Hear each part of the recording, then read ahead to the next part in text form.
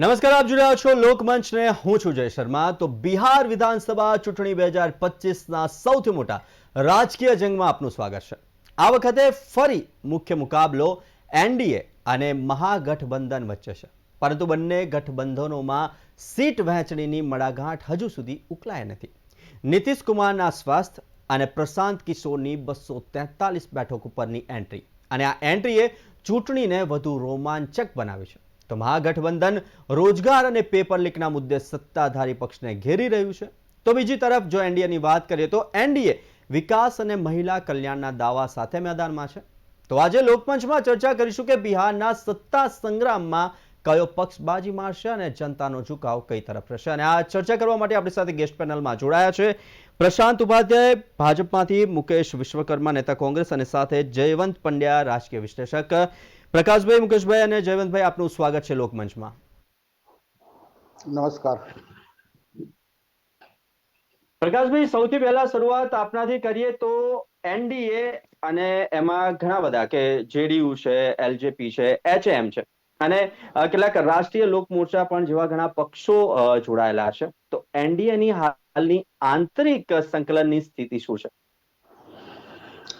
પહેલા તો 6 તારીખ, 11 તારીખ અને 14 તારીખે રિઝલ્ટ બરોબર, અને 20 ઓક્ટોબરે છેલ્લી તારીખ નામાંકન ભરવાની છે, દરેક પાર્ટીઓ હોય ત્યાં પક્ષ હોય।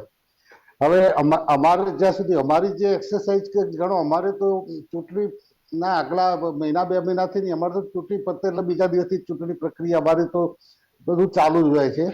અને એનડીએ ની તમે વાત કરી, એનડીએ ની અંદર અમારા જે પક્ષો ગઈ વખતે કરતા આ વખતે કુશવાજી, ઉપેન્દ્ર કુશવાજી અને ચિરાગ પાસવાનજી ગઈ વખતે બધી ચૂંટણી લડ્યા, એમાં થોડીક સીટોમાં અમારા સાથી પક્ષને થોડીક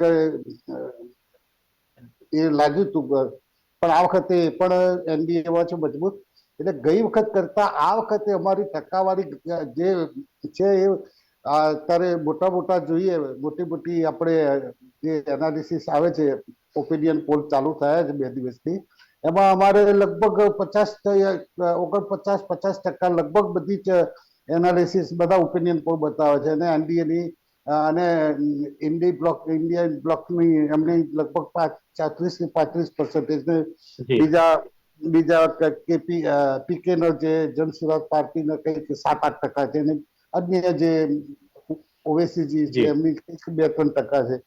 અને મુખ્યમંત્રી તરીકે પણ અમારી જે 20 વર્ષની અંદર અમારી જે કામો થયા છે બિહારની અંદર, એના લીધે 20 વર્ષની અંદર અમારું એન્ટી ઇન્કમ્બન્સી નથી પણ પૂરી ઇન્કમ્બન્સી છે।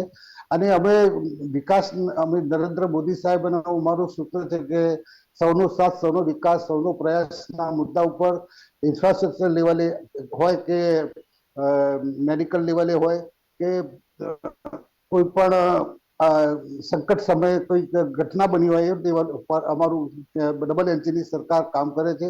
અને બિહારની અંદર મજદૂર હોય, કિસાન હોય, મહિલા હોય અને યુવા હોય અને ગરીબ હોય, દરેકના માટેની જે લાભો હોય છે કેન્દ્ર સરકાર અને રાજ્ય સરકારના વગર ભ્રષ્ટાચાર એમના ખાતાની અંદર સીધા જમા થાય છે। એનો એક હમણાં જ દાખલો નરેન્દ્ર મોદી સાહેબે જે લોન્ચ કરી અને લગભગ કરોડો બહેનોના ખાતામાં 1,000 કે 10,000 રૂપિયાનું એમને સહાય આપી, એમના રોજગારીની તક ઊભી કરવા માટે, એ પૂરતો છે અમારા માટે।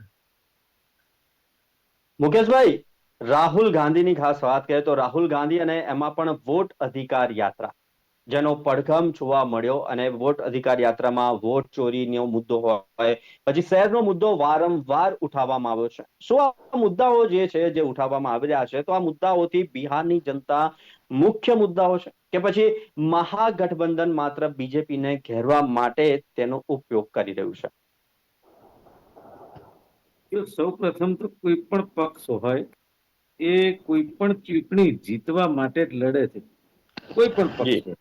અને એમાં પણ એ રીતે બિહારની અંદર ઉથલ પાથલના 20 વર્ષ જે જોઈ રહ્યા છીએ, એમાં એન્ટી ઇન્કમ્બન્સી તો હોય જ, પણ સાથે સાથે જે રીતે બિહારની જનતા પીડાય છે એ આપણે સૌ જોઈ રહ્યા છે ને બિહારની જનતા પણ જોઈ રહી છે. અને જે રીતે હમણાં વાત કરી ભાઈએ કે લોકલાડીલા પ્રધાનમંત્રીએ ત્યાં આગળ કોઈ પણ જાતના ભ્રષ્ટાચાર રહિત મદદો કરી છે, પણ એ કરવી પડી છે. નહીતર પાછો ખુરશીનો એક પાયો આગો પાછો થઈ જાય એવું છે. એટલે એ એક મજબૂરી ના ભાગે કરી છે.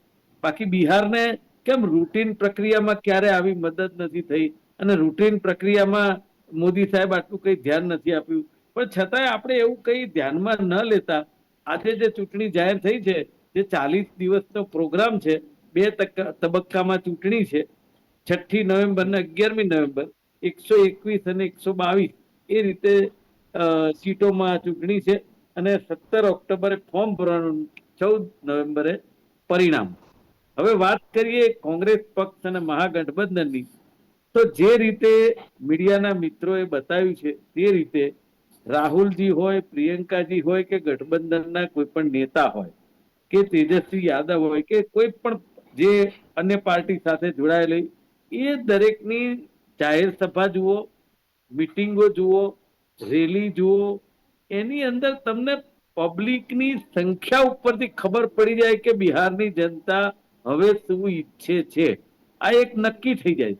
કારણ કે મોંઘવારી અને બેરોજગારી પણ બિહારને ખૂબ જેને કે પીડાય છે. જે રીતે બિહારના ખેડૂતો એ પરેશાન છે, એમાં પણ સરકારે ધ્યાન નથી આપ્યું. જે ઉજાગર કરવામાં રાહુલજી અને મહાગઠબંધનના નેતાઓ સફળ થયા છે. અને જે રીતે છેલ્લા કેટલાય સમયથી આ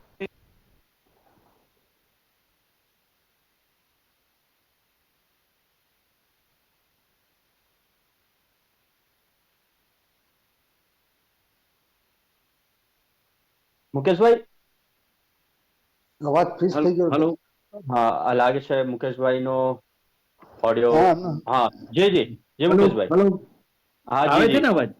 જી એ જી વચ્ચે ફોન આવે છે. એટલે જી એવું નથી કે બિહારની ચૂંટણી છે અને વોટ ચોરી પકડાઈ.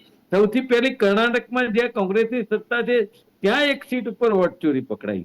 એટલે જે આ વોટ ચોરીનો મુદ્દો છે અને જે રીતે આ શાસન વર્ષો વર્ષ બીજેપીનું ગમે ત્યાં ચૂંટણી થાય તો પણ બીજેપી જી જીતે, પ્રકારનું જે એક આખું ષડયંત્ર છે એનો પર્દાફાશ કરવાનું કામ જે રાહુલજીએ કર્યું છે મહાગઠબંધનને સાથે રાખી, જેનો અવાજ ગુજરાતમાં પણ પડ્યો છે.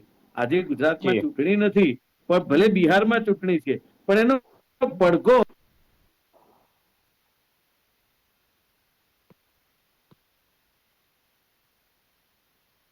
મુકેશભાઈ, આપનો ફોન ડીએનડી માં એકવાર મૂકી દો. જયવંતભાઈ, જે રીતના આપણે વાત કરી રહ્યા છે, મુકેશભાઈનો કોઈક ના કોઈક ફોન આવી રહ્યા છે. આ વખતની ચૂંટણી જે છે તેની અંદર બે પ્રશ્નો ખૂબ આંખે વળગીને આવી રહ્યા છે કે આ વખતની જે ચૂંટણી યોજાવાની છે તેમાં યુવાનો મત કોને આપશે? કેમ કે શું એ યુવાનો મત રોટીને આપશે કે પછી તે લોકો રોજગારીને આપશે કે પછી વિકાસને આપશે, કે આ છે. અને બીજું ખાસ બીજું કે બેરોજગારી, સ્થળાંતર, માઇગ્રેશન અને સાથે શિક્ષણ જેવા જે જમીની મુદ્દાઓ છે તેને લઈને પણ હાલ યુવાઓની અંદર ક્યાંક આક્રોશ જોવા મળી રહ્યો છે. અને આ બધા જ મુદ્દાઓને લઈને પ્રચાર કરી રહ્યા છે પ્રશાંત કિશોર. અને પ્રશાંત કિશોર તેમની પાર્ટી રાષ્ટ્રીય જનશક્તિ મોરચાના ઉદયને તમે કેવી રીતના જુઓ છો આ ઇલેક્શન? પહેલી વાર તમે પૂછ્યું યુવાનોની, તો યુવાનો ઈચ્છતા હોય છે વિકાસ. અને બિહારમાં એનડીએની સરકાર છેલ્લા ઘણા વખતથી હોવા છતાં લગભગ એમ કહી શકાય કે 20 વર્ષથી ઓછામાં ઓછી વચ્ચે મહાગઠબંધનની સરકાર 2015માં પણ આવી હતી. એટલે એ રીતે આવે છે. પરંતુ નીતિશ કુમાર છે 9 વખત મુખ્યપ્રધાન રહી ચૂક્યા છે. અને તમે જુઓ તો એવો ખાસ ઉદ્યોગ ધંધા ત્યાં નથી. જે રીતે ઉત્તર પ્રદેશનો એક વિકાસ કરવાનો પ્રયત્ન યોગી આદિત્યનાથ દ્વારા કરવામાં આવે છે, મૂડી રોકાણ માટે ઉદ્યોગ ધંધાને બોલાવવામાં આવે છે અને શિખર પરિષદો કરવામાં આવે છે, એવી રીતે બિહારમાં કોઈ નથી. અને એના પરિણામે બિહારમાંથી યુવાનોનું માઇગ્રેશન, સ્થળાંતર બીજા રાજ્યોમાં, હવે તો તમિલનાડુ સુધી વાત પહોંચી ગઈ છે. ગુજરાત તો છે જ, તો મુંબઈ પણ છે. તો એના કારણે ત્યાં મોટી સમસ્યા છે ઉદ્યોગ ધંધાની. અને એટલા માટે ત્યાં બીજો પ્રશ્ન છે ઘૂસણખોરીનો, એટલે બાંગ્લાદેશથી હોય કે મ્યાનમારથી હોય, આ બધાનું એના કારણે મતદાર પુનઃનિરીક્ષણ કરવામાં આવ્યું તો એ બધી વાત પકડાઈ છે. કહેવાનો અર્થ એ છે કે યુવાનો વિકાસ ઈચ્છે છે, પરંતુ ત્યાં વિકાસ કોઈ પક્ષ આપી શક્યો નથી. હવે જે બીજી વાત છે એ છે કે ત્યાં જાતિવાદ વધારે ચાલે છે, એટલે જે ભાજપનો એક હિન્દુત્વનો બેઝ હોય છે, ગુજરાત, મધ્યપ્રદેશ, રાજસ્થાન, મહારાષ્ટ્ર એ બધી જગ્યાએ, એવું છત્તીસગઢમાં પણ એકંદરે કહી શકાય, એવું ત્યાં બિહારમાં શક્ય નથી. એટલે એને ના છૂટકે એટલે માટે શબ્દ વાપરું છું કે 2013 અને 14 વખતે નીતિશ કુમારને નરેન્દ્ર મોદી સામે વાંધો હતો ને એના મુદ્દે જ એમણે કે નરેન્દ્ર મોદી છે હિન્દુત્વનો ચહેરો ગણાય છે, અને એમણે સદભાવના ઉપવાસમાં ટોપી પહેરવાનું, મુસ્લિમ ટોપી પહેરવાનું ના પાડી હતી. એટલે નીતિશ કુમારને એવું લાગ્યું કે એમની સાથે રહેશું તો આપણે પણ મત ગુમાવવા પડશે, બિહાર પણ ગુમાવવું પડશે, અને એના કારણે એમણે છેડો ફાડ્યો હતો. પરંતુ નરેન્દ્ર મોદી છે ભાજપને બહુમતી લઈ આવ્યા, અને પછી નીતિશ કુમારને પણ ભૂલ સમજાય એટલે 2015ની ચૂંટણી મહાગઠબંધન જીત્યું, એ પછી પણ ભાજપ સાથે આવી ગયા, અને અત્યારે એ એમની સાથે જ છે. પરંતુ નીતિશ કુમારની તકલીફ અત્યારે એ છે કે એ હવે એમની વય થઈ ગઈ છે, અને ઘણી બધી વાર ભૂલી જાય છે, ઘણી બધી વાર અજુગતું વર્તન જેને કહી શકાય, ચાહે વિધાનસભામાં હોય કે જાહેરમાં હોય, ઘણીવાર IAS અધિકારીને પણ હાથ જોડતા હોય, વડાપ્રધાનને પણ ખૂબ હાથ જોડતા હોય, આવા ઘણા બધા એના વિચિત્ર વર્તનના દાખલા પણ જોવા મળે છે. અને નીતિશ કુમાર નહીં તો કોણ, તો ત્યાં એના દીકરાની માગણી ઉઠે છે. બીજી બાજુ ભાજપમાં કોઈ એવા મોટા નેતા ત્યાં જે રીતના સુશીલ મોદી ને રવિશંકર પ્રસાદ ને બધા હતા, ગિરિરાજસિંહ, પણ એ કોઈ બિહારની દૃષ્ટિએ કોઈ માસ લીડર ન કહી શકાય. મુખ્યપ્રધાનનો ચહેરો યોગી આદિત્યનાથ જેમ છે, મહારાષ્ટ્રમાં દેવેન્દ્ર ફડણવીસ છે, એવી રીતે કોઈ માસ લીડર નથી. બીજી બાજુ તેજસ્વી યાદવ એ મહાગઠબંધન માટે મોટો ચહેરો છે, અને એની લોકપ્રિયતા એના એક ચોક્કસ વર્ગમાં છે, જેમાં કોઈ ના નથી. પરંતુ ત્યાં તકલીફ એ છે કે મહાગઠબંધનની અંદરોન અત્યારે પ્રશ્ન એ છે કે રાહુલ ગાંધીને કોંગ્રેસને મોટો પક્ષ બનાવો છે, અને એનો શેર વધારવો છે. એને એટલા માટે એને 76 ધારાસભ્યો માટે એને વાત કરી છે કે અમને 76 બેઠક મળવી જોઈએ. તો એ પ્રકારની વાત ત્યાં આવે છે. મુકેશ સાહનીનો પક્ષ છે, એ પણ પોતાની બેઠકો માગી રહ્યો છે. તો આ બાજુ NDAમાં પણ જે જનશક્તિ પક્ષ છે એ ચિરાગ પાસવાનનો, ને જીતેન કુમાર માંઝીનો જે HUM પક્ષ છે એ પણ પોતાની બેઠકો માગી રહ્યા છે, અને ચિરાગ પાસવાન કહે છે કે અમે 40 થી ઓછી બેઠકો નહીં લઈએ. તો આ બધામાં જે હવે માથાનો દુખાવો બનવાનો છે એ સમીકરણો બનવાના છે, કેટલે કોને કેટલી બેઠકો મળે છે. બાકી મતદાન કે જે કઈ ચૂંટણી મુદ્દા છે એ બધું ગૌણ બની રહે છે, કારણ કે તમે એકવાર સમીકરણો બરાબર કરો અને સાથોસાથ બેઠકોની ફાળવણી, ટિકિટની ફાળવણી બરાબર કરો, તો પછી એના મુદ્દા છે આવતા હોય છે. બાકી તો બધું ગૌણ બની રહે છે.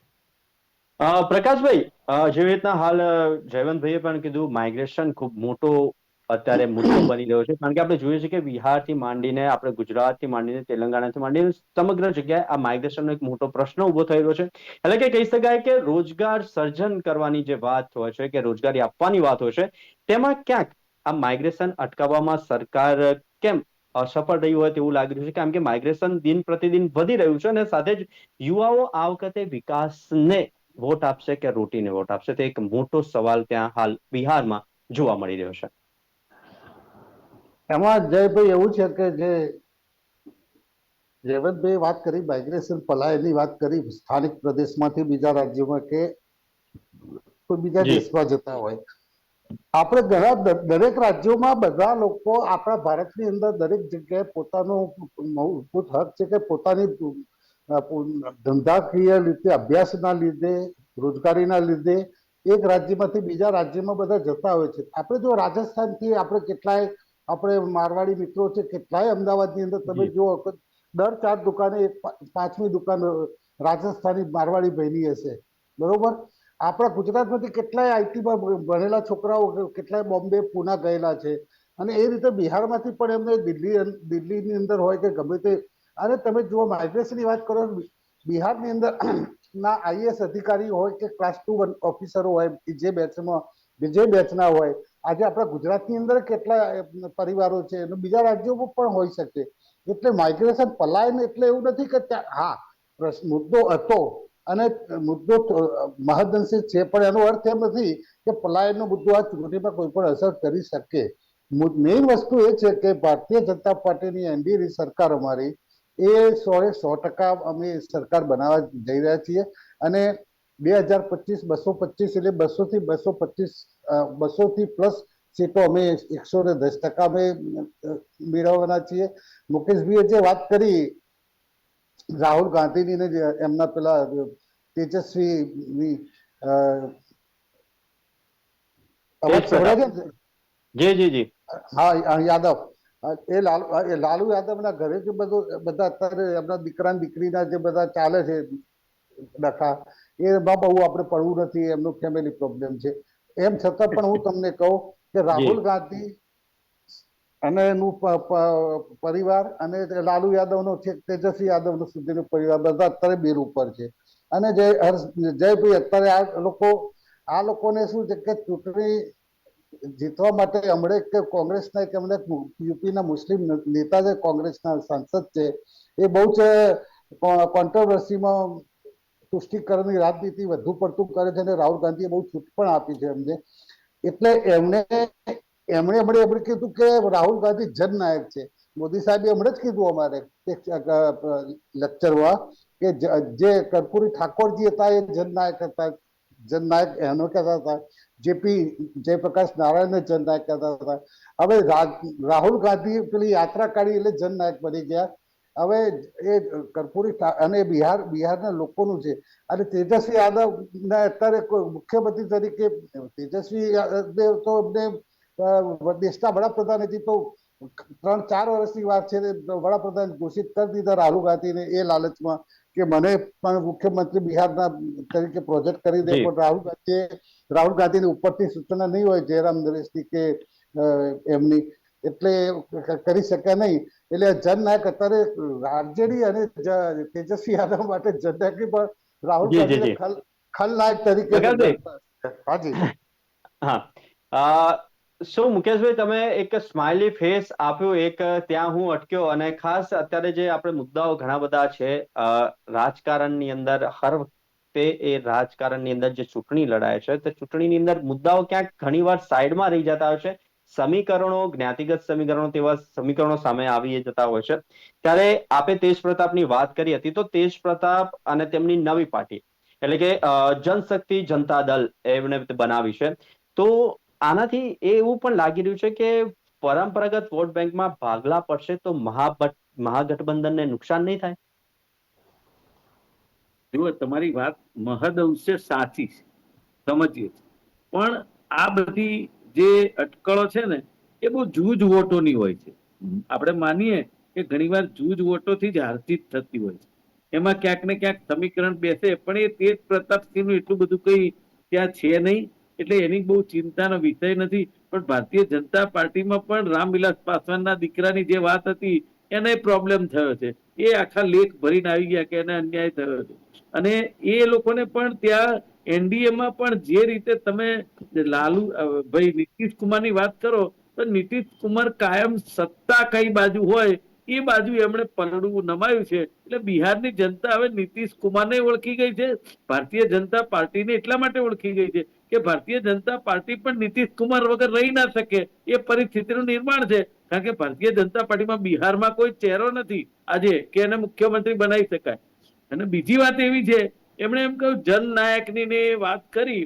હવે એ મને એટલા માટે ગળે નથી ઉતરતી, હું હસતો હતો કે તમે છેલ્લે કોઈ પણ ચૂંટણી હોય કે નેતાગીરી હોય, આખરે તો માથા જ ગણાય.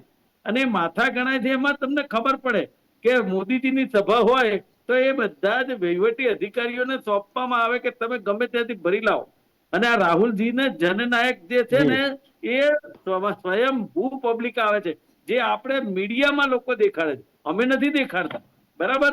એટલે એને કોઈ જયભાઈ મને જવાબ આપવા. હા પ્રકાશભાઈ, હા બોલો બોલો. હા એક વાત પ્રકાશભાઈ, હા નક્કી છે, મુકેશભાઈ એક મિનિટ. હા પ્રકાશભાઈ. કે બિહારની અંદરના જે પાયાના પ્રશ્નો છે એને ઉજાગર કરવામાં રાહુલજી સફળ થયા છે. અને જે એમણે કહ્યું ને કે આઈપીએસ ઓફિસર બિહારના અહીંયા આવે છે, એ તો અહીંયા ગુજરાત ગમી જાય ને એટલે અહીંયા રહી જાય છે. બાકી અહીંથી જે આપણા ગુજરાતના લોકો જાય છે ને, એ લોકો માત્ર ને માત્ર નોકરીના હિસાબે જાય છે. નોકરી ધંધાની વાત નથી, બિહારમાં કોઈ ઉદ્યોગો નથી. એના કારણે આજે બિહારની હાલત આ છે. અને જે દારૂબંધી છે ને, એના કારણે દારૂબંધી કરીને એ પણ એક ગુજરાતના માર્ગે છે કે ત્યાં ભ્રષ્ટાચાર એટલો વધ્યો અને વહીવટી અધિકારીઓ નેતાઓના ખિસ્સા ભરાવાનું શરૂ થયું. એટલે અલ્ટિમેટલી બિહારની અંદર આજની પરિસ્થિતિ ખૂબ ખરાબ છે. અને આ વખતે કોઈ કાળે ભલે નરેન્દ્રભાઈ 40 દિવસ ત્યાં રહે, પણ સરકાર ત્યાં બીજેપીની કે નીતિશ કુમારની બનવાની નથી. જયવંતભાઈ એક જ મિનિટ, પ્રકાશભાઈ તમે કઈક ખુશી વ્યક્ત કરી અને ક્યાંક ગુજરાત ગમી ગયું એની ઉપર ક્યાંક ખુશી તમારી વ્યક્ત કરી, શું કહેજો? મને એ વાતની ખુશી થઈ, મુકેશભાઈ કીધું કે બહારથી જે આઈએએસ ઓફિસરો કે બીજા અધિકારીઓ, ચાહે ઓએનજીસી માં હોય કે કોઈ સેન્ટ્રલમાં ઇફકોમાં હોય કે જે બિહારના હોય કે યુપીના, જેમને અહીં ગાડી ગુજરાત ગમી જાય છે, એનું કારણ છે કે ગુજરાત શાંત સલામત અને કાયદો વ્યવસ્થામાં એમને અહીં ગાડી એમના રાજ્યો બિહાર પ્રકાશભાઈ, ગુજરાત તો સોને કી ચીડિયા આઝાદી વખતથી ભાજપનો ક્યાંય ફાળો નથી. મુદ્દો ભટકી રહ્યો છે. પ્રકાશભાઈ, મુકેશભાઈ, હા, આ મુદ્દો ના ભટકે પ્લીઝ. જી પ્રકાશભાઈ. હા, પછી બીજું એ કહેતો હતો કે જનમેદની બહુ આવતી હતી રાહુલ ગાંધીની પેલી એમની શું હતી યાત્રામાં વોટ ચોરી. અરે તમારા જે મુકેશભાઈને પૂછો, તમને ગઈ વિધાનસભામાં કેટલી સીટો મળી હતી, કેટલા જીત્યા, અને લોકસભાની તમારે પ્રકાશભાઈ આ મુદ્દો વોટ ચોરીઓ કરી ધંધા કર્યા. અરે રવા દો ને, ખોટા લોકોને ઓબડા રસ્તે ચડાયા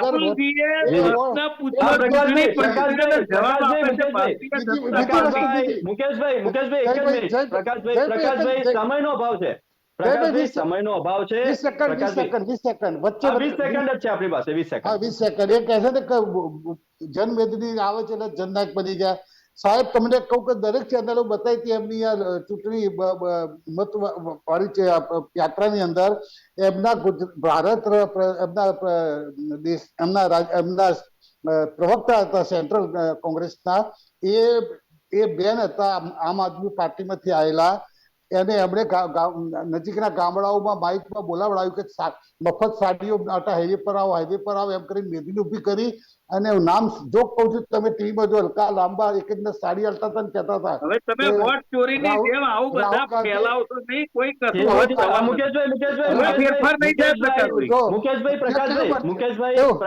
પ્રકાશભાઈ એક મિનિટ, સમયનો અભાવ છે. જયવંતભાઈ, ખાલી એક જ ટૂંકમાં કહી દેજો કે છેલ્લા ઘણા સમયથી આપણે વાત કરીએ તો બિહારના રાજકારણમાં સ્થિરતાનો અભાવ જોવા મળી રહ્યો છે. શું આ ચૂંટણી બિહારને એક સ્થિર રાજકીય માર્ગ આપશે? ટૂંકમાં જણાવજો જયવંતભાઈ.